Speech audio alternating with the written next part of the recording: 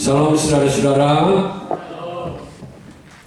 Hari ini saya rindu berbicara mengenai satu kata yang sangat-sangat diperlukan dan dicari oleh semua manusia di muka bumi ini, yaitu yang kita bahasa Indonesianya namanya damai sejahtera. Tetapi kalau bahasa Inggrisnya hanya satu, peaceful ya. Ini diperlukan sekali. Dunia sering sekali ingin supaya ada damai saat perang, ya, mau minta supaya ada perjanjian perdamaian, tapi sulit sekali dunia ini bisa berdamai, ya. Perang kita sudah dengar, yang satu sudah siapkan untuk mau gencatan senjata, atau satu pihak sudah mau siap untuk sign peaceful agreement, ya, tapi ujung-ujungnya tertolak lagi sampai sekarang, ya. Dan satu negara yang belum pernah sign persetujuan sampai hari ini, yaitu Korea Utara dan Korea Selatan. Saudara, mereka bisa berperang anytime karena belum pernah sign perjanjian perdamaian, sehingga mereka ada garis tengah itu, ya, yang 80 derajat itu ada di situ. Nah, saudara-saudara, dan ini memang harus didoakan, karena bukan saja yang terjadi di antara Rusia, Ukraina, Israel dengan beberapa musuh sekitar sana. Di Korea ini bisa anytime. Dia sudah mulai kirim tentaranya untuk pergi bantu Rusia untuk berperang. Berarti mereka sudah mulai exercise. Orang kalau sudah exercise itu sudah siap bertempur dengan yang selatan. Selatan dibela oleh Amerika. Kalau utara waktu perang tahun 50 sampai 53 itu 2,5 juta orang Korea meninggal. Bayangkan, itu Korea Utara, kota Pyongyang itu hampir rata gitu, mirip yang terakhir saudara lihat di Gaza gitu. Ya. Kita hanya berdoa karena kita punya teman banyak sekali di Korea, dan kita pernah pergi perbatasan dari kota Seoul itu nggak jauh ke kota di perbatasan dengan Korea Selatan. Dan ini sadis karena kemungkinan besar dia sudah punya nuklir, dan dia kalau mau kalah, malu, mati, mendingan saya bunuh semua dengan nuklir, nama ngeri, ya. Tetapi hari ini kita akan belajar supaya peaceful itu memang seluruh dunia sulit, tetapi di dalam Tuhan Yesus setiap kita bisa mengalami yang namanya damai sejahtera itu. Ada seorang raja yang pernah mengalami Tuhan. Roh Tuhan pernah menjamah dia. Seorang raja ini pernah bernubuat sehingga orang pikir dia sudah menjadi nabi, ya. Tapi dalam perjalanan hidupnya dia kehilangan damai sejahtera, sehingga dia mulai berbuat hal-hal yang melawan firman Tuhan. Dan saudara pasti tahu raja siapakah dia? Ada yang angkat tangan? Bukan, Saul. Yang paling pertama, kerajaan Israel itu sejak keluarnya dari Mesir, ya, sekitar 300 tahun itu sesudah Yosua adanya zaman hakim-hakim. Nah, pada waktu hakim yang terakhir bernama Nabi Samuel, rakyat minta, kita kepengen punya raja seperti tetangga-tetangga kita. Dan akhirnya mereka minta, Tuhan berikan namanya Saul. Ya, raja pertama. Raja kedua, Daud. Raja ketiga, Salomo. Raja keempat, oh, hebat ini ya. Naik kelas sedikit ya. Puji Tuhan. Nah, raja kelima siapa? Sudah pecah waktu itu. Ya. Nah, saudara-saudara, raja ini kita bisa belajar dari dia. Mengapa satu orang yang latar belakangnya Taurat, dia mengerti Taurat tahu. Dia pernah dijamah oleh orang tua, tapi akhir hidupnya, ini akhir hidupnya, ya, dia mulai jealous banget dengan tentara muda yang bernama Daud itu. Waktu wanita-wanita di kota Yerusalem menyanyi, wow, Saul membunuh beribu-ribu orang Gaza. Sebenarnya memang dari Gaza, Filistin itu dari tempatnya Gaza, ya. Tetapi Daud membunuh berlaksa-laksa. Laksa itu di atas 10.000 ke atas, gitu. Dia lihat itu dan wanita-wanita itu menarik di sana. Dia punya hati jengkel, panas sekali. Langsung dia bilang, wow, dia lebih populer dari saya, anak muda ini. Langsung iri hatinya muncul. Setiap kali dia mulai kehilangan damai sejahtera, sehingga firman Tuhan katakan roh jahat menguasai pikirannya, dia ambil itu tombak itu mau bunuh beberapa kali Raja Daud. Akhirnya Raja Daud melarikan diri, padahal itu pun dia sudah angkat menjadi anak angkatnya, sudah angkat menjadi menantunya, ya, karena anak wanitanya dikasihkan untuk menikah dengan perwira muda dan tentara muda ini, ya. Dan saudara, karena dia tidak bisa, dia mengerahkan 3.000 tentaranya tiap hari itu dia pikirkan untuk mencari Daud untuk dia bunuh. Daud berapa kali bisa kesempatan untuk membunuh dia, tetapi dia tidak mau. Raja Daud tidak mau. Waktu itu perwira Daud ini tidak mau, karena dia bilang dia takut akan Tuhan, karena orang ini pernah diurapi oleh Tuhan, Raja Saul ini.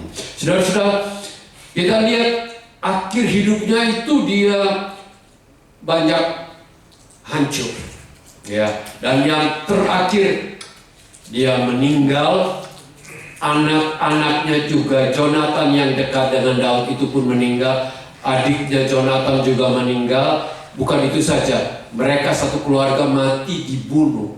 Dan pada waktu itu kepala mereka dipancung oleh orang-orang Filistin. Dan ada orang-orang dari Gibeon, maksudnya yang pernah berjasa. Saul pernah berjasa, mereka pergi ambil jenazahnya, tapi karena dalam keadaan kesusu, dia dibakar, satu keluarga itu dibakar. Dan ini hanya untuk sampaikan saja, hanya satu orang yang di Alkitab yang dibakar, yaitu Raja Saul, ya. Jadi semuanya dikubur, ya. Abraham dikubur, ada kuburannya. Semua raja ada, sampai sekarang masih ada kan kuburan-kuburan. Jadi saya hanya anjurkan, kalau ada keluarga kita, orang tua kita atau teman kita, jangan dibakar. Kemarin saya baru pergi ke pembakaran ibu yang meninggal, ya. Kasihan, kita nggak bisa ambil keputusan karena keluarga yang ambil keputusan. Mereka mau membakar, kita nggak bisa. Tapi kalau ini kubur, kalau uang nggak cukup untuk beli kuburan, kasih tahu kita, nanti kita kumpul dana. Memang agak mahal sekarang, ya, tapi nggak usah khawatir. Nah, kita lihat akibat karena tidak memiliki damai sejahtera,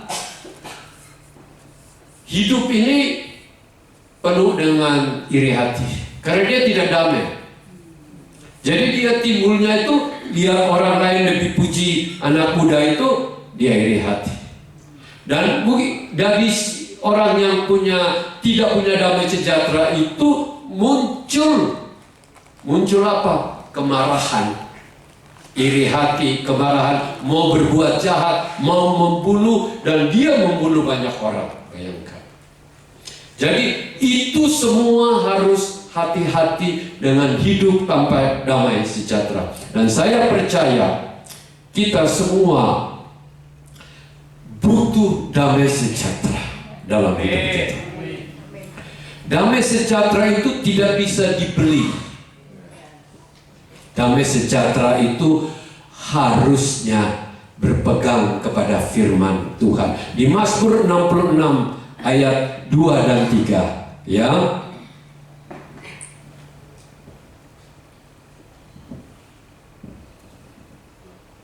Sudah dapat? Kita sama-sama baca.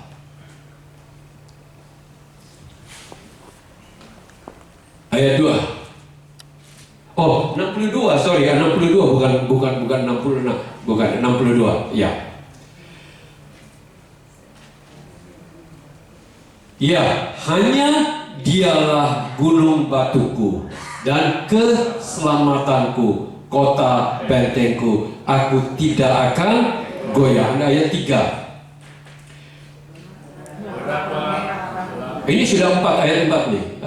Oh iya. Dia yang miring terhadap tembok yang roboh. Oke, sorry, saya ini mungkin ada sedikit ini ya. Tadi saya catat di sini. Iya, hanya dekat Allah saja aku tenang. Daripadanya lah keselamatanku. Iya, ayat 2, hanya dekat saja aku tenang. Daripadanya lah keselamatanku. Hanya dialah gunung batuku dan keselamatanku, kota bentengku, aku tidak akan goyah. Kenapa? Karena Tuhanlah segala-galanya dalam hidup kita. Amin. Nah, saudara-saudara, raja yang satu bisa memiliki hidup yang demikian, yang satu bisa berbeda. Yang nulis ini Raja Daud. Kenapa? Dia menemukan damai itu di dalam Tuhan. Dia katakan, hanya di dalam Dia saja aku tenang. Tenang ini dalam bahasa ini boleh bilang tentram, boleh berarti juga damai sejahtera itu. Jadi hanya di dalam Tuhan kita memperoleh damai sejahtera. Arti dalam bahasa Yunaninya, bukan Yunani, bahasa Ibraninya Shalom. Saudara tahu, sudah sering kita pakai. Jadi saya anjurkan kalau tiap kali nulis WhatsApp Shalom saudara-saudara. Karena saudara perhatikan di dalam surat Rasul Paulus itu hampir semua dimulai dengan apa? Kasih karunia dan damai sejahtera menyertai engkau. Biarkan, karena setiap kali kita mengucap sesuatu untuk orang damai sejahtera, ya, itu sebenarnya itu akan kembali ke dalam hidup kita. Nah, arti dari shalom ini, damai sejahtera, itu banyak orang tidak mengerti. Orang pikir hanya shalom, tapi itu mempunyai arti yang dalam. Artinya kita itu harmonis dengan pencipta kita, dengan Tuhan kita. Itu baru artinya shalom. Kalau seseorang tidak punya hubungan yang harmonis dengan Tuhan, dia tidak bisa rasa tenang. Saya pernah juga beberapa kali baca kisah raja-raja di China.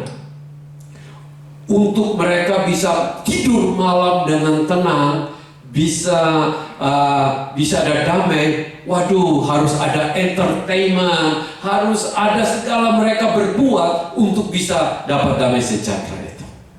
Ada yang sampai dengan makan pesta, ada yang dengan drug itu. Sebenarnya itu narkoba itu karena orang ingin cari tenang, karena hatinya tidak ada damai. Dan saya hanya ingin kasih tahu, kita hanya bisa damai kalau kita bisa harmonis. Harmonis itu hubungan yang manis, hubungan yang intim, hubungan yang dekat dengan pencipta kita. Amin. Nah, nomor 2, kalau orang sudah bisa harmonis dengan Tuhan, dia bisa berharmonis dengan dirinya sendiri. Ada orang itu tidak bisa harmonis dengan dirinya sendiri. Tiap kali dilihat kaca, aduh, aku nih kok nggak seganteng bintang film itu, aku nggak secantik bintang film itu, ya. Kok sekarang saya tambah mulai turun dikit ya, mungkin perlu dioperasi dikit ya. Kalau orang punya damai di dalam Tuhan dengan diri sendiri, dia tidak cari itu. Benar kan? Tidak aminkan itu? Oleh karena kalau kita mau damai dengan diri sendiri, kita harus belajar menerima apa adanya kita. Semuanya dengan ucapan syukur, terima kasih Tuhan. Saya tadi sebelum kesini saya drop Frederick baru pulang dari Fiji ke airport, terus saya langsung ke Kingsford Grocery. Ya, ke Kingsford ada urusan Natal, jadi saya ketua Natal, jadi harus pergi bicara dengan suplai makanan nanti. Terus sampai sana ada ketemu satu orang, ya. Dulu dia lebih ganteng dari saya.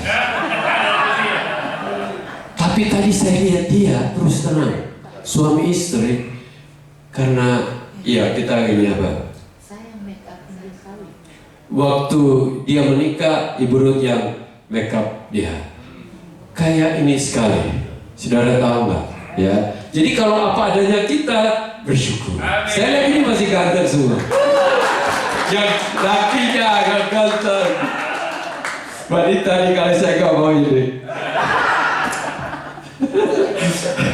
Saudara-saudara, itu penting sekali kita harus miliki.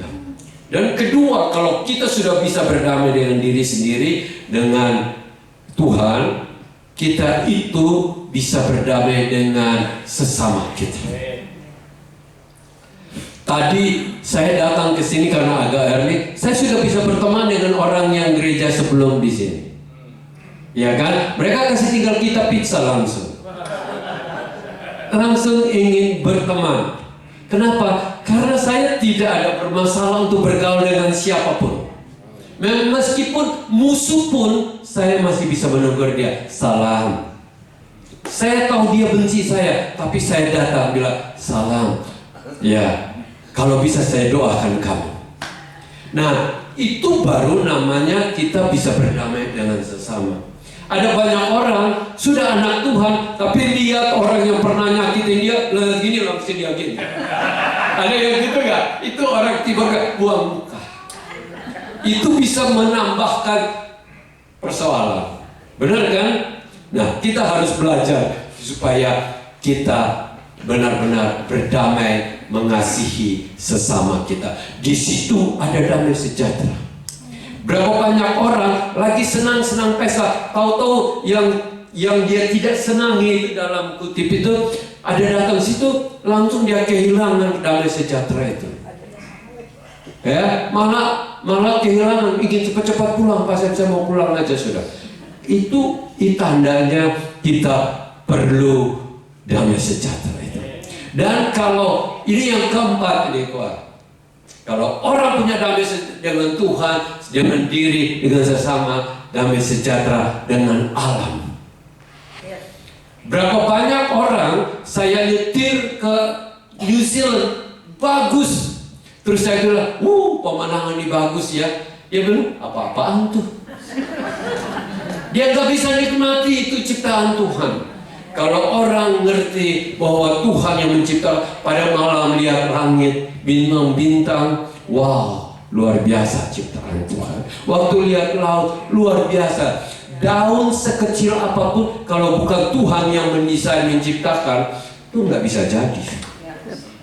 Luar biasa, itu Tuhan. Dan kalau orang punya damai sejahtera itu, apa saja, di mana saja penuh dengan sukacita. Ridukah hidup dalam keadaan demikian? Amin. Nah, hari ini saya mau membagikan ada 4 cara untuk bagaimana kita bisa hidup di dalam damai sejahtera. Ingat loh, damai sejahtera itu bukan karena uang. Ya, bukan. Atau karena nyetir mobil baru.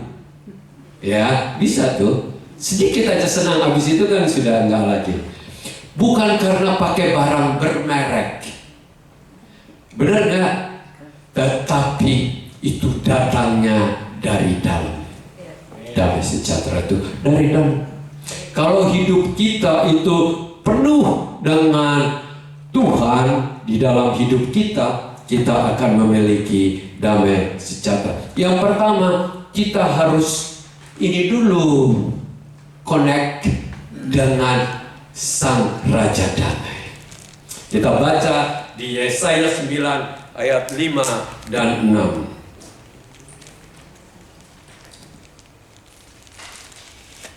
Sudah sering dengar ayat ini kan waktu Natal, telah kita sering baca Yesaya 9 ayat 5 dan ayat 6. Sebab seorang anak telah lahir untuk kita. Ini dinubuatkan tentang Tuhan Yesus Kristus. Seorang putra telah diberikan untuk kita. Lambang pemerintahan ada di atas bahunya. Dan namanya disebutkan orang penasehat, ajaib, Allah yang perkasa, Bapa yang kekal, dan Raja damai. Kita harus hidup tiap hari dengan koneksi ini. Kita punya HP, tidak ada koneksinya dengan provider kita, apakah Vodafone atau Telkomsel, nggak ada suara nih Pak Sam, tidak ada nih, nggak bisa. Paling juga hanya bisa main game. Benar kan? Karena tidak ada, atau SIM-nya itu tidak ada, tidak bisa. Oleh karena itu, sudahkah kita setiap pribadi ini connect dengan Sang Raja Damai itu? Ingat loh, berapa orang sudah ke gereja, tapi belum tentu dia sudah connect dengan Sang Raja Damai. Itu harus benar-benar, karena berapa orang punya HP tapi tidak ada koneksi. Kita harus perlu connect tiap hari dengan Sang Raja Damai itu. Ingat loh, damai itu bukan karena kita ada di pemandangan yang bagus, indah itu saja. Memang itu adalah tambahan. Tetapi kalau orang yang memiliki damai sesungguhnya, meskipun ini dengar ada badai di dalam hidup ini, tapi ada ketenangan. Kalau orang benar-benar ada koneksi dengan Tuhan, meskipun berita di dunia ini mengerikan dan menakutkan, tapi dia tetap tenang.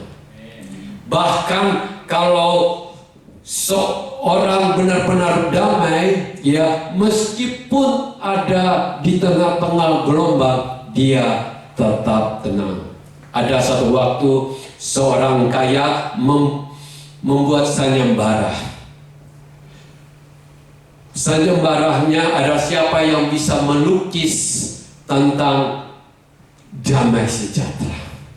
Tentang melukis ini tentang damai sejahtera. Ada yang datang dengan gambar pemandangan gunung, sawah-sawah, air yang mengalir, ya, ada burung, ada awan-awan. Bagus.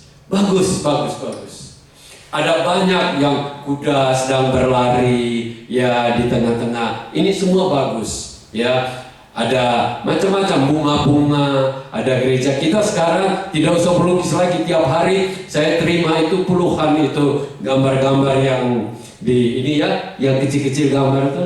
Ada gereja damai.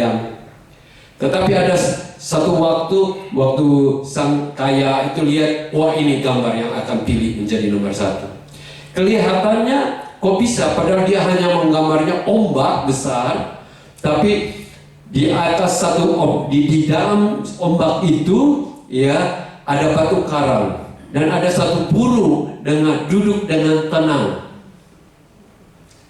Karena dia bilang, ini yang benar. Kalau kita hanya damai sejahtera karena suasana itu dari luar, tapi ini yang benar. Meskipun ada badai, tetapi kita tenang seperti burung itu berdiri di batu karang itu. Dan batu karang itu adalah Tuhan sendiri dalam hidup kita. Saya tentu rindu setiap kita di sini pulang dengan damai sejahtera, bukan hanya hari ini, tapi setiap hari dalam hidup kita. Apa saja yang kita lihat, mata kita itu berubah. Kalau mata lagi nggak enak, makanan enak pun dilihatnya nggak enak, bukan? Benar nggak? Lobster aja bisa kelihatan hanya seperti makanan biasa. Tapi kalau lagi damai sejahtera, telur goreng saja bisa jadi enak. Benar nggak? Benar nggak? Kenapa? Karena dari dalam kita sudah punya sukacita, selera kita muncul, nanti hormon yang ngiler yang enak itu keluar, makanan jadi enak. Benar nggak? Kalau lagi marah, yang keluar pahit kan, makanan enak pun jadi rasanya pahit. Jadi harus connect dulu. Siapa yang Hindu bilang saya mau menjaga koneksi dengan Tuhan pencipta kita, Sang Raja Damai, Yesus Kristus itu dari sekarang sampai selama-lamanya. Semua angkat tangan dulu. Amin. Amin. Ini harus dimiliki dalam hidup kita. Karena kita tidak usah beli. Enggak usah keluar uang 1 sen. Tenang, Tuhan, saya bersyukur. Yang kedua, kita harus hidup di dalamnya. Kita baca, kita harus hidup di dalam firman-Nya. Di Filipi 4 ayat 4 sampai 6.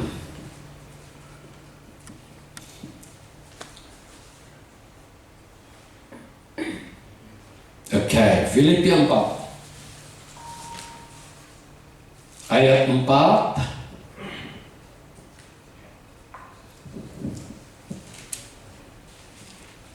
Sama-sama kita baca ya.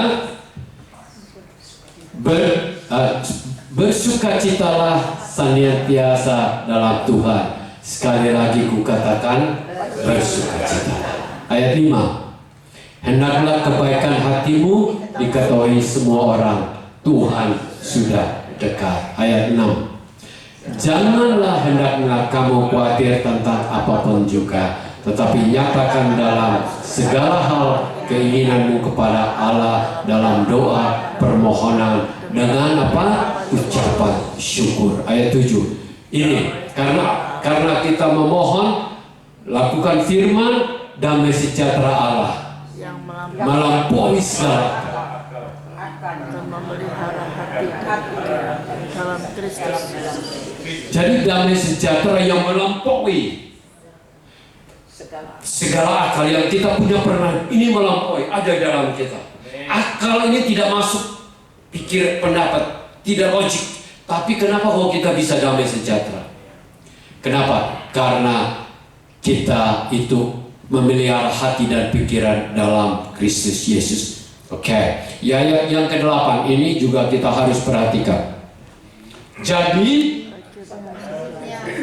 Semua yang benar, semua yang mulia, semua yang adil, semua yang suci, semua yang manis, semua yang sedap didengar, semua yang sedap dibaca, pikirlah semuanya. ayat 9 lagi. Coba, ayat terus. Dan apa yang telah kamu pelajari, Apa yang telah kamu terima, apa yang telah lakukan itu,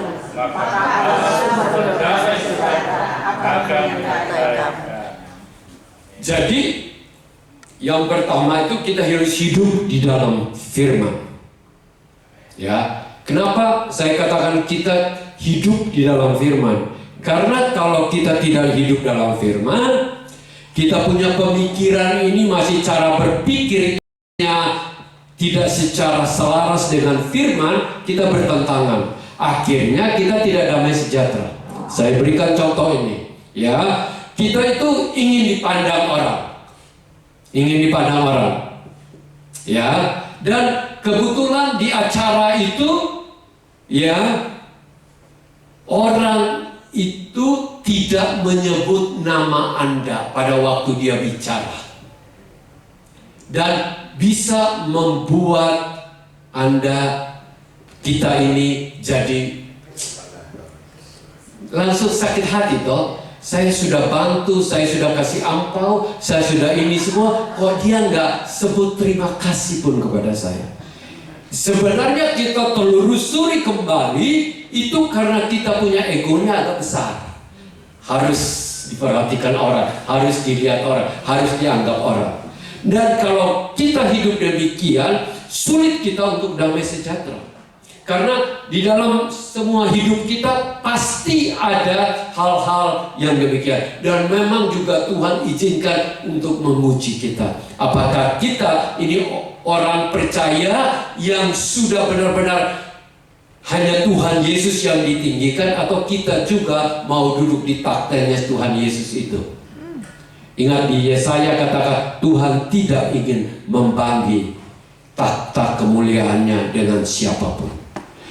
Ingat Tuhan juga tuh sebenarnya itu bukan diinginkan untuk menyembah, itu bukan. Saya sudah bertanya, kita menyembah Tuhan memang bagus. Kenapa? Karena kalau kita manusia tidak menyembah Tuhan, kita akan menyembah siapa saja. Ingat dengar, kenapa anak-anak di kamarnya gambarnya bintang film atau orang petinju, orang ini semua? Karena mereka sedang cari yang bisa mereka anggap itu penting. Ya, idolnya itu.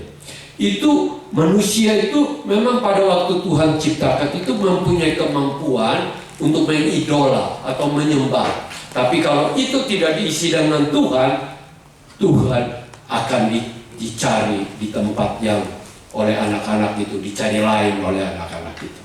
Jadi kita semua di sini, ya, untuk kita bisa hidup itu tanpa gangguan. Tadi itu ayat 8 katakan, yang di pikiran kita ini yang harus dibuang segala sesuatu yang tidak berkenan. Yang Tuhan ingin, ayat 8 katakan, semua yang mulia kemuliaan Tuhan, yang adil, yang suci, yang manis, sedap didengar, semua yang disebut kebajikan patut dan dipuji, pikirkanlah itu. Jadi kita itu kalau ingin punya damai sejahtera harus memiliki mindset yang berbeda. Kenapa kadang-kadang kita di gereja tenang, damai sejahtera, kenapa di luar kok tidak tenang lagi, tidak damai lagi? Kenapa? Karena kita mulai keluar, terima lagi yang hal-hal itu, yang tidak dipuji itu, yang tidak patut dipuji itu, kita tidak buang. Kita harus buang semua, sehingga kita ini hidup itu ya seperti Tuhan Yesus. Ingat, Tuhan Yesus datang ke muka bumi itu menjadi teladan, bukan saja menjadi juru selamat, bukan saja penebus, bukan sebagai raja saja, Tuhan saja, tapi dia menjadi teladan kita semua hidup. Amin. Jadi kita hidup itu jangan standar lihat, itu. Karena kalau kita lihat pendeta siapa saja berubah. Ada orang yang berapa hari yang lalu puji Prabowo my hero, dia bilang. Tapi karena Prabowo ingin keluarkan pajak, naikkan pajak, dia langsung maki-maki. Benar kan? Ya, semua manusia kalau dikasih pajak pasti tidak happy, berkarya normal. Tapi manusia itu berubah. Oleh karena itu jangan cari terimaannya manusia, atau maksudnya pujian manusia. Jangan kecewa satu waktu kita akan kecewa. Kita cari Tuhan. Biar Tuhan yang bilang benar kamu. Karena manusia bilang benar, tapi kalau Tuhan bilang kamu abal, tidak ada yang bisa melawan. Benar kan?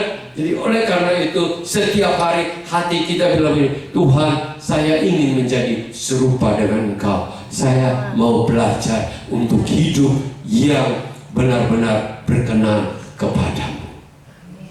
Oke.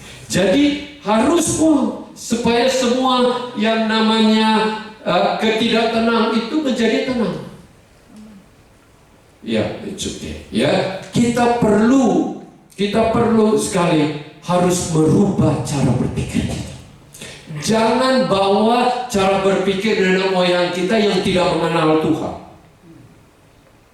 Orang nenek moyang itu kan dia punya anak berapa? 11. Kenapa begitu banyak, Opa? Iya, supaya saya hari tua nanti mereka yang jaga saya. Itu cara berpikir salah. Karena Alkitab kata kita yang bawa anak-anak ke muka bumi ini Kita itu yang melayani dia, kita yang bawa. Dia tidak pilih loh ke muka bumi ini, kita yang pilih. Oke, sekarang kita tugasnya itu menjaga dia. Tapi kalau dia memberikan penghormatan kepada kita, kita bersyukur kepada Tuhan, bukan tuntutan. Ada berapa banyak orang tua nuntut anak, harus saya tua, harus jaga. Ada berapa anak yang dari gereja kita, dia harus pulang ke Indonesia, tinggalkan pekerjaan yang sudah baik di sini untuk pulang untuk jaga orang tuanya. Dan dia punya karier, dia punya marriage, semua hampir hancur gara-gara harus di sana. Karena apa? Orang tua ditanamkan, kalau kamu ini tidak datang tolong saya, ya berarti mama punya air susu itu sia-sia saja. Itu namanya manipulasi. Oke? Kita jangan, kita berikan yang terbaik untuk dia. Dan kalau kita ajar yang terbaik, dia akan lakukan karena dia taat kepada Tuhan, bukan karena manipulasi dari orang-orang yang tidak. Oleh karena itu kita harus memiliki pikiran kita selaras dengan firman Tuhan. Amin. Belajar, ayo taruh di tangan di dada kita, Tuhan, saya mau belajar selaras dengan firman Tuhan. Selaras berarti apapun yang tidak firman Tuhan jangan terima, karena itu yang menyebabkan masalah di dalam hidup kita. Oke, yang ketiga kita harus ini di Galatia 5 ayat 22.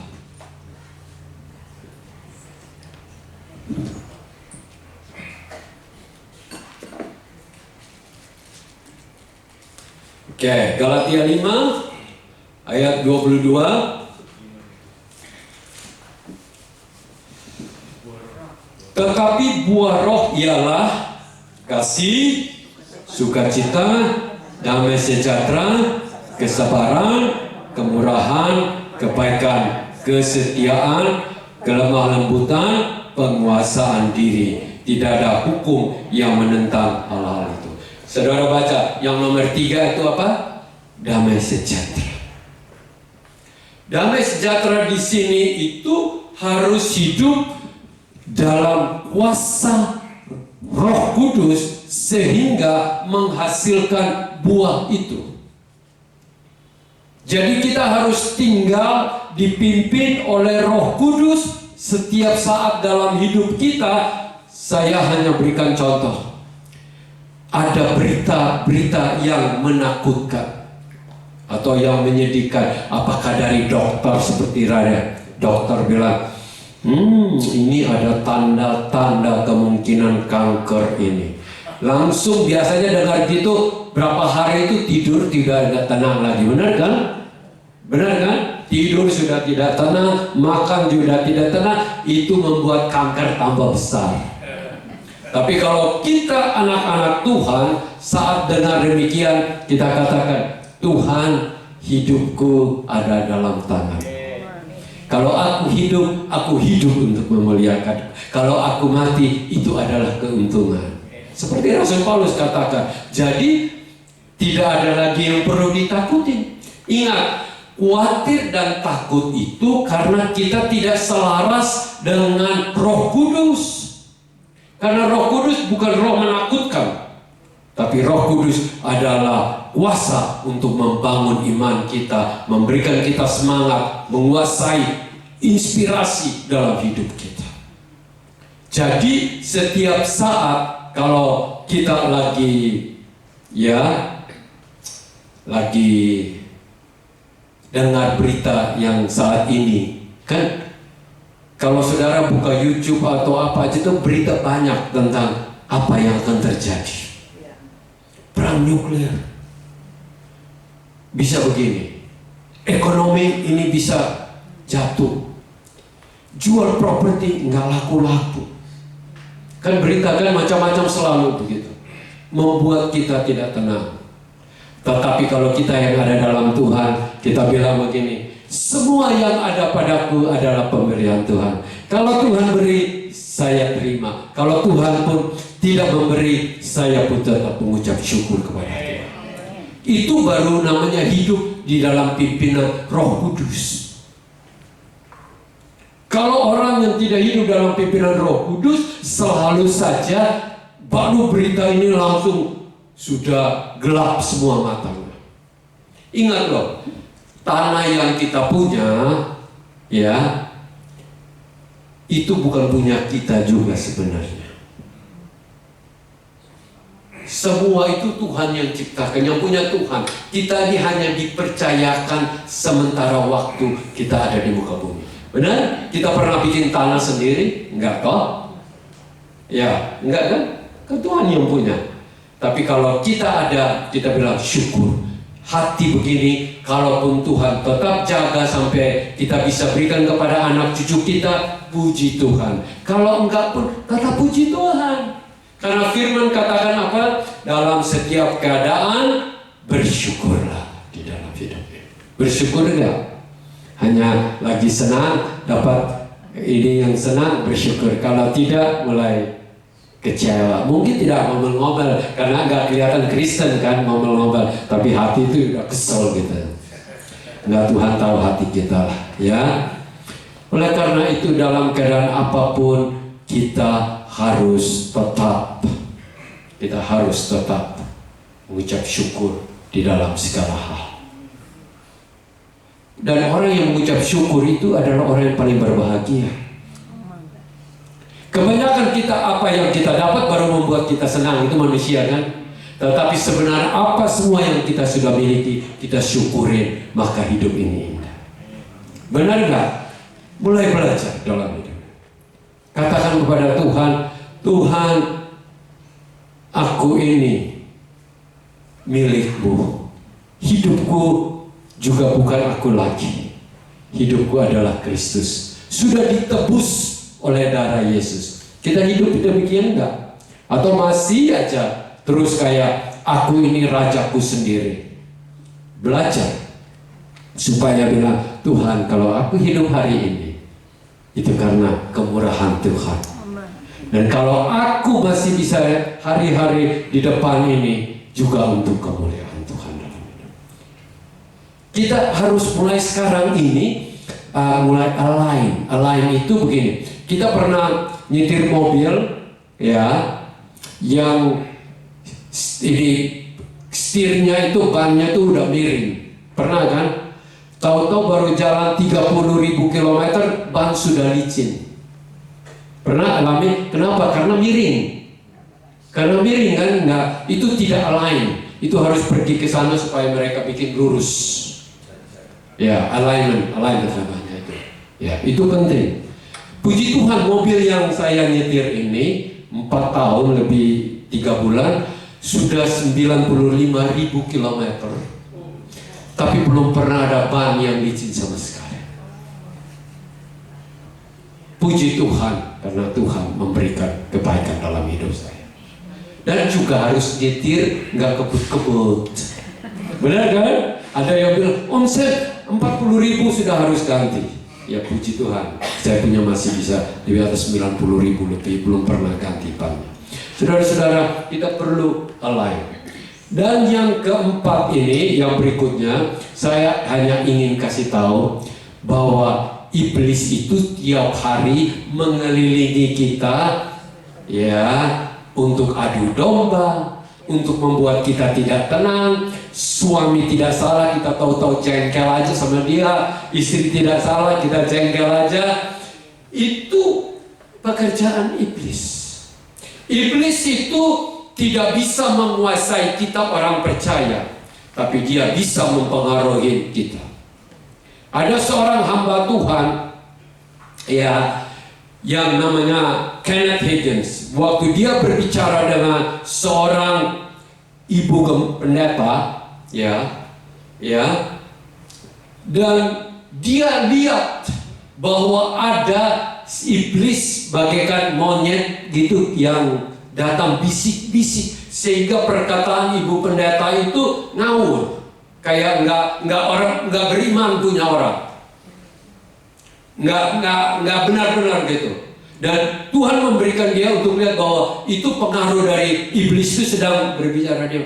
Dia bilang begini, kok Tuhan Yesus tidak ngusir itu iblis itu dari telinga ibu itu? Dan Tuhan bilang begini, saya sudah kasih otoritas untuk kamu atau dia untuk mengusirnya. Tapi dia tidak tahu. Tapi pada waktu dia lihat bahwa dalam nama Tuhan Yesus dia usir, iblis itu pergi. Saya ingin kasih tahu, iblis itu mengelilingi ya bagaikan singa yang apa? Mengamuk. Ingin apa? Makan. Tapi dia tidak bisa makan kita kalau kita tidak buka pintu di dalam hidup kita. Setiap hari, apalagi orang yang benar-benar mau berdoa, mau sungguh-sungguh ikut Tuhan, mau hidup benar, mau bertobat, itu pasti iblis datang. Pasti. Coba aja lah, saudara bilang, oh saya belajar hari ini mau memaafkan atau mau rendah hati. Sebentar aja keluar aja, ada orang sudah bikin saudara udah panik, jengkel. Benar nggak? Itu memang ini, iblis tahu. Oleh karena itu, ini penting sekali dalam hidup kita. Kalau kita mau tetap hidup dalam sejahtera, selalu katakan dalam nama Tuhan Yesus, pekerjaan iblis, tipu muslihat iblis, semua kerjaan jahat iblis harus jauh daripadaku, pergi daripadaku. Jangan bilang oke, kalau gitu pergi ke musuhku, jangan. Bilang pergi daripadaku ke lubang yang Tuhan sudah sediakan, penjara yang Tuhan sudah sediakan. Kenapa Tuhan masih izinkan iblis bekerja di dalam hidup, mengganggu hidup kita? Karena itu soal untuk kedewasaan rohani kita. Kalau hidup ini enak-enak, manusia kebanyakan tidur rohani. Oleh karena itu, jikalau saudara mengalami hal-hal yang tidak enak, firman Tuhan katakan, jangan salahkan suamimu, anakmu, istrimu, atau mertuamu. Jangan. Karena firman Tuhan katakan, perlawanan kita itu bukan darah dan daging, tetapi iblis yang sedang mau menghancurkan imanmu, menghancurkan kesetiaanmu kepada Tuhan, mau menghancurkan segala macam, dan mau supaya kamu gagal sebagai orang percaya, menjadi suami yang baik, menjadi bapak yang baik. Dia ingin kau gagal, imanmu jadi memble, supaya dia bilang, ini sudah ada teman datang, kita ini mau menunjukkan neraka sama-sama. Oleh karena itu, saudara-saudara, anytime dalam hidup kita harus aware bahwa Tuhan itu izinkan iblis mengganggu hidup kita. Ingat loh, iblis itu dipakai oleh Tuhan untuk mendewasakan kita. Coba hidup tak baik. Ada orang berselalu argu, kok bisa sih Tuhan kok bisa menciptakan iblis? Ya, memang Tuhan menciptakan namanya malaikat paling tinggi, tapi dia karena kesombongannya dia jatuh, makanya dia diberi nama Lucifer, Satan, itu jahat itu. Ya, dan memang Tuhan izinkan itu terjadi supaya ada persaingan dalam hidup kita, supaya kita bisa bertumbuh di dalam Tuhan. Nah, sekarang yang terakhir ada satu ayat, yaitu 2 Korintus 5 ayat 19 dan 20.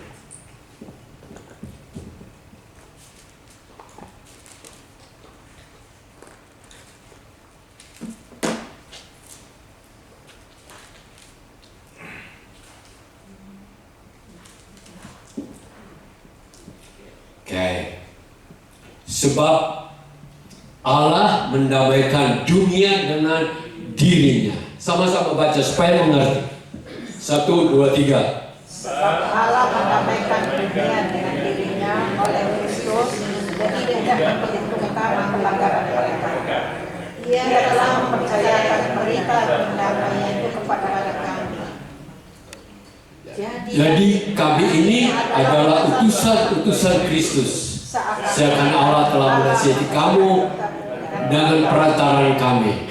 Dalam nama Kristus kami meminta kepadamu, berilah dirimu diperdamaikan dengan Allah.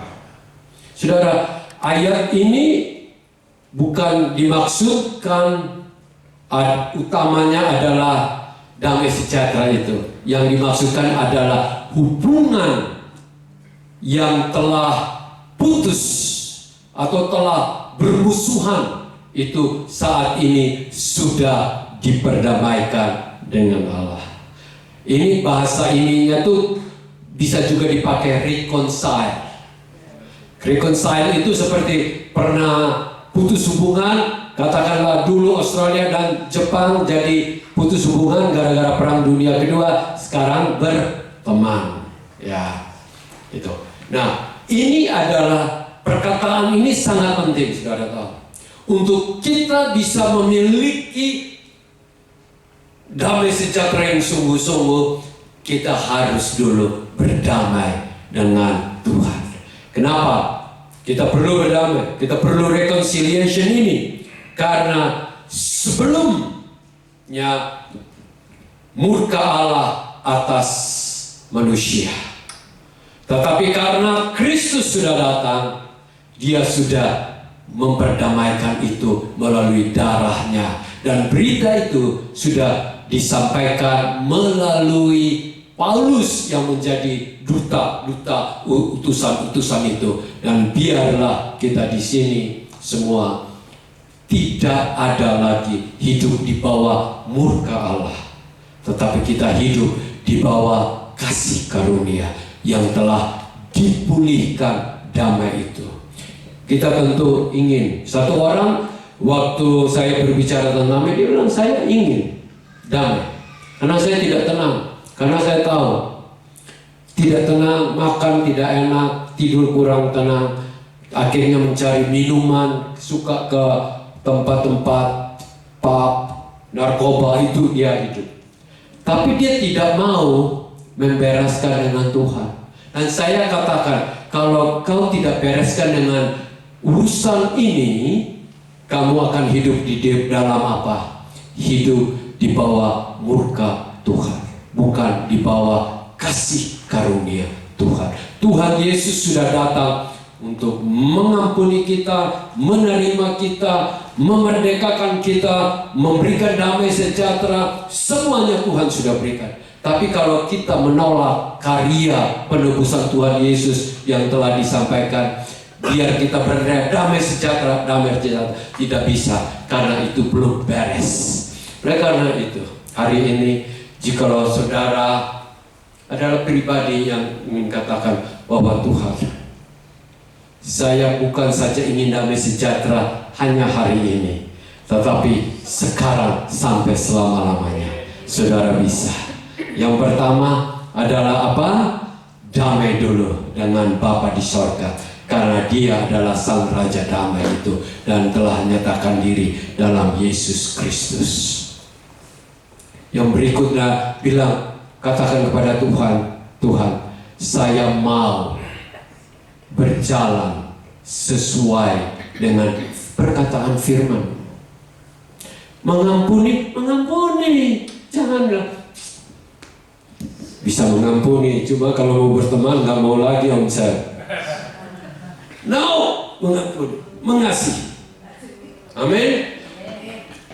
Saya kan pernah cerita, saya pernah waktu pulang ke Indonesia bikin saya hati nggak enak banget. Ya, ada orang maki saya. Saya bisa ambil keputusan, ya, untuk bilang, aduh, nggak mau ketemu lagi. Bisa saja kan, nggak usah ketemu lagi. Tapi saya ambil keputusan, saya bilang, saya akan datang ketemu orang yang menyakiti saya, yang mengatain saya. Padahal belum ada pernah satu kata yang jelek pun dari saya, belum pernah. Tapi dia berani berkata begitu tentang saya. Tapi saya datang dan saya mau berdamai. Hidup ini begitu. Kan Tuhan Yesus yang salah, kita manusia, itu Tuhan Yesus yang salah. Benar nggak? Yang berdosa kita itu Tuhan Yesus. Benar kan, kita kan? Tapi yang datang siapa? Tuhan Yesus kan? Yang mati bayar harga untuk kita siapa? Tuhan Yesus kan?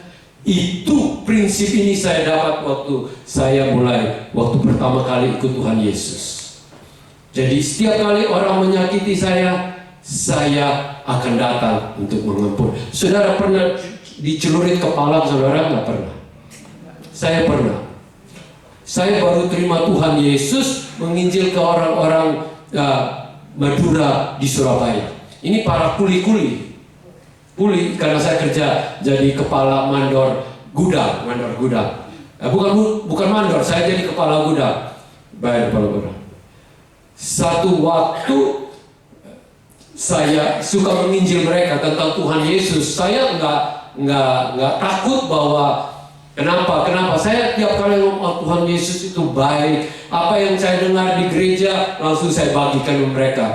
Ini tahun 78-79 sebelum saya berangkat ke sini.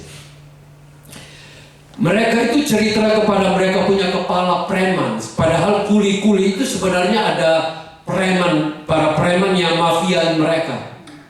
Saya nggak tahu. Tahu-tahu datanglah mereka 8 orang. Semuanya pakai seperti biasa, datang kasih surat bahwa ini kepala semua gudang harus bayar uang upeti. Terus saya bilang, uang yang dikasihkan ke saya ini bukan untuk kamu tapi bayar kuli. Benar kan enggak? Langsung dia marah, kamu mau melawannya. Dia ambil celurit kepala saya langsung begini kan, saya begini sedikit terus gini pes. Kepala saya ini, saudara tahu, seperti tempurung kelapa yang dipukul tuh bunyinya kayak demikian. Pedas untuk kena itunya. Terus saya namanya masih muda, masih emosi juga. Masih muda kayak Amos begini. Saya lompat dari meja saya, di belakang saya itu banyak, kalau saudara tahu nama cucu yang kita karong itu ingin lihat. Saya kan itu kan gudang kepala kacang-kacang tanah, kacang-kacang gana. Saya ambil, saya mau ambil begitu, mau balik. Terus untung ada mandor yang bertugas di situ. Dia jangan. Kamu jangan lawan mereka. 8 semua kasih keluar pisau lawan saya gitu. Semuanya pakai pisau. Saudara, saya itu habis itu nggak terjadi lebih. Saya pulang. Bos bilang, mulai ini kamu nggak boleh di gudang situ lagi. Ya.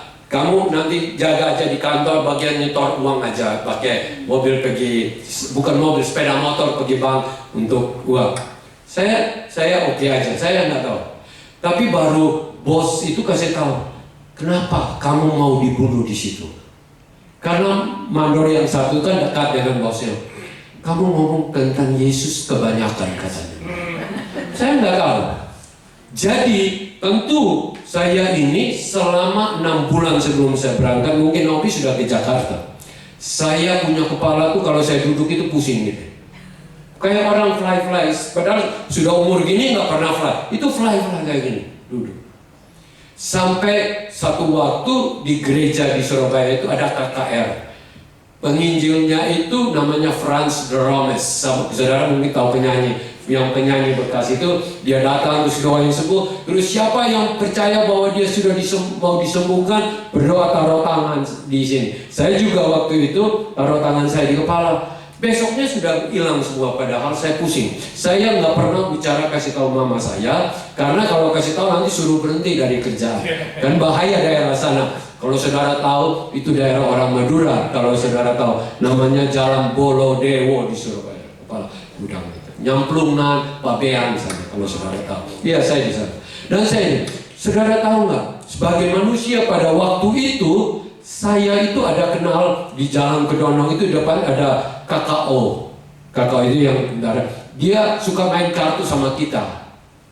Jadi saya mau datang, dia bilang, saya pinjam senjatamu ya. Saya sudah bilang, saya mau bicara dengan dia, pinjam senjata. Saya tahu mereka duduk di warung itu, duduk untuk minum-minum lah, mereka suka minum ini, para preman ini. Saya bilang, saya sudah siap tiket pesawat untuk pulang lagi ke Timor. Saya tembak mereka semua terus saya lari. Tapi pada waktu itu roh Tuhan bilang, ampuni. Dan saya pada waktu itu ya ambil keputusan, uangnya belum banyak, gajinya kecil 35.000 rupiah satu bulan. 35.000 loh. Sehingga saya datang ke Australia. Kenapa? Karena gajinya sekitar 500.000 sebulan. Beda kan? Karena pada waktu itu $1 800 rupiah. Tapi kita dapat sekitar $600-700 dan saya datang tinggal di rumahnya ini Yeni Hatumale dengan suaminya. Baru datang, benar ya? Saya datang tahun 79. Anaknya baru lahir yang pertama. Saudara, waktu itu saudara, kita semua bisa emosi, marah. Saya akan balas mereka. Tapi Tuhan bilang, ampuni. Jadi saya ini caranya apa? Pergi beli roti yang ada buka roti baru, Holland Bakery di Surabaya. Siapa yang tahu di Jalan Kali Asir, namanya Holland Bakery. Saya pergi beli satu box, ya, bawa pergi ke mereka saya bagi-bagikan. Saya bilang begini, ya, kamu mau menyakiti saya, tapi saya belajar untuk mengampuni. Sehingga mereka terkesan. Sesudah itu kan saya nggak lama berangkat ke sini dan kurang lebih saya pulang ke sana 7 tahun kemudian baru saya pulang. Ini tahun 79, tahun 86 baru saya pulang. Saya ke Surabaya, ke pos itu tanya terus saya, oh kamu Mandor masih ada di sini. Waduh, Kosem, kamu membuat kami kesan sekali. Kenapa? Ya, karena setiap orang tuh selalu begitu tuh mau bunuh-bunuhan, tapi kamu mau berbuat baik. Sehingga setiap kali pesawat liwat di daerah Surabaya, mereka bilang Kosem ada di atas sana. Itu kan kesan mereka orang-orang itu. Nah, kita harus ambil keputusan bahwa kita harus lupakan orang menyakiti gimana. Kita bilang, aku mengasihi engkau seperti Tuhan Yesus. Amin. Jangan yang mengasihi ibu Ruth aja. Kalau mengasihi ibu Ruth gampang. Orang musuh pun bisa mengasihi, tapi mengasihi orang yang pernah menyakiti kita. Benar nggak? Oleh karena itu hari ini, kalau kita ingin damai sejahtera, ya, ingin damai sejahtera, kita bilang, Tuhan, akulah anakmu, hambamu, ubahlah seperti apa yang engkau mau. Dan kita nyanyi itu lagu tadi itu, darahmu Yesus dapat mengubah hidup kita. Rindu kita memiliki damai sejahtera. Ingat loh, saya nggak bisa kasih saudara duit, saya nggak bisa, saya nggak punya pajak, ya. Tapi ini yang saya bagikan ini sangat berharga dalam hidup. Karena kalau kita damai sejahtera, di mana saja tenang, di mana saja tenang. Karena bukan yang luar mempengaruhi kita, tapi dari dalam kita selalu kuat dalam hidup. Dan kita nyanyi lagu darahmu Yesus. Oke.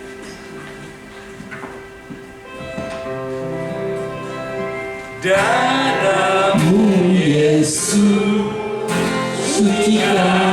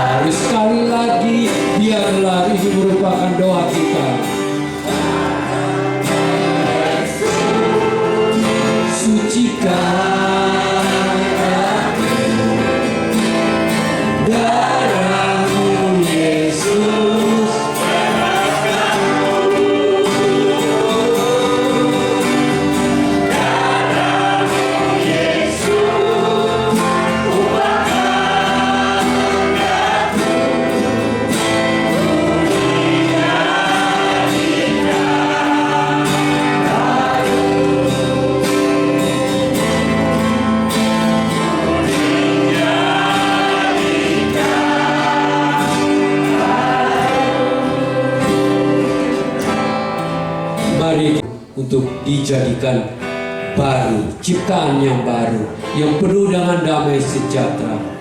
Dan jikalau kita ingin hidup dalam damai sejahtera Tuhan yang beda dengan dari dunia ini, Tuhan Yesus katakan di dalam Yohanes 14 ayat 27 berkata, damai sejahtera yang kuberikan kepadamu tidak sama seperti yang dunia berikan. Biarlah kita benar-benar mengalami damai sejahtera yang sesungguhnya, damai sejahtera yang dari sumbernya, air kehidupan dari yang sumber yang paling terbaik dan terbersih. Biarlah kita sama-sama katakan doa kita sama-sama. Saya juga mau berdoa. Tuhan Yesus, benar-benar aku ingin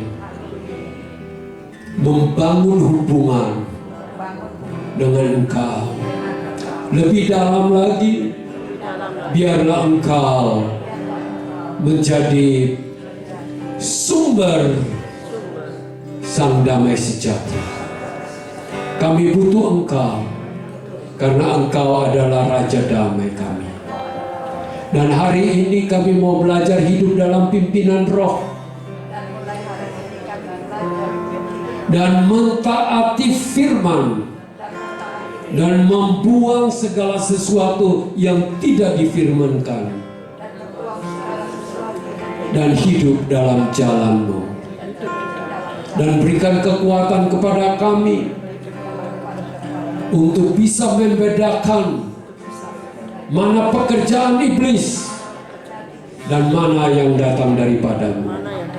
Biarlah kami sensitif untuk mengetahui beda yang daripada-Mu dan dari si jahat. Terima kasih Tuhan Yesus.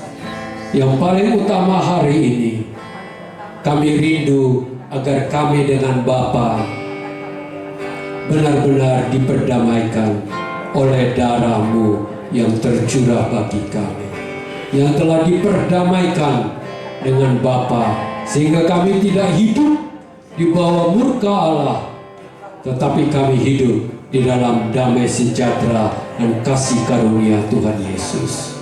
Sekali lagi Tuhan, ubahlah kami menjadi ciptaan yang terus diperbarui hari lepas hari, sehingga kami memancarkan terang Kristus, sehingga orang hanya melihat kami dan menemukan bahwa ada Kristus yang hidup dalam hidup kami.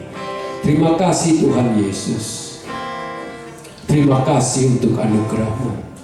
Dalam nama-Mu kami sudah berdoa. Amin. Silakan duduk. Ciarlin datang berdoa.